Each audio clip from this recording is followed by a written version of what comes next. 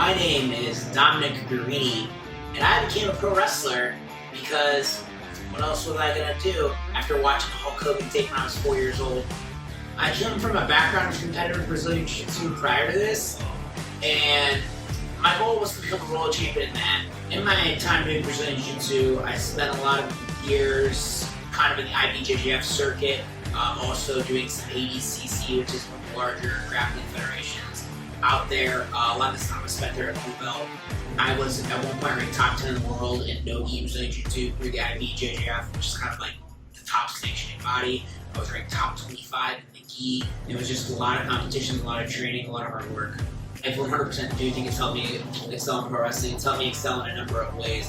Mental toughness, the kind of teaching about the grind. You know, a lot of guys in wrestling, they want to complain about the paydays, they want to complain about the hard work.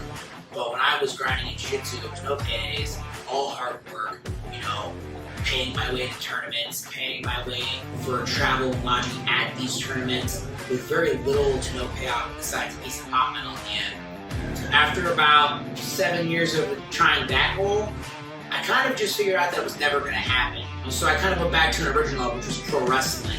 And I think within the last 2 years is probably where I thought, man, this is a career path for me. When I got into pro wrestling, I never really thought of it as any more than just a fun hobby and then maybe something to do some goals that I had prior. But probably in the last 2 years, I've really decided to kind of kick it up a notch and think of this as a career.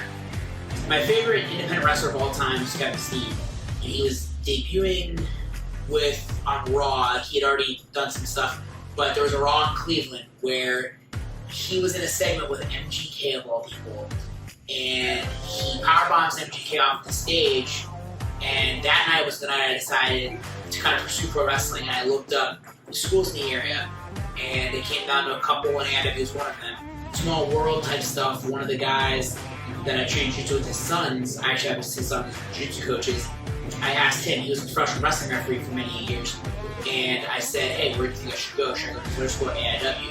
And he kind of known my jiu-jitsu path and said, knowing the way you are, you're going to go to the AIW school because it's going to get you where you want to be.